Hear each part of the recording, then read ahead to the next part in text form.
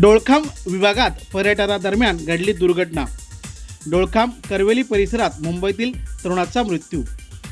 आत्ताच्या घडीला आपण खबर 24 तासवर एक ब्रेकिंग पाहतोय।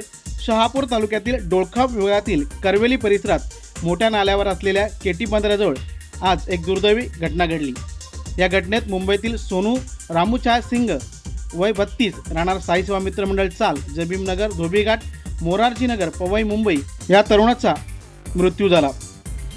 मिळालेल्या माहितीनुसार सोनू सिंग हे सुमारे 30 जणांसह बसने पर्यटनासाठी डोळखाम परिसरात आले होते।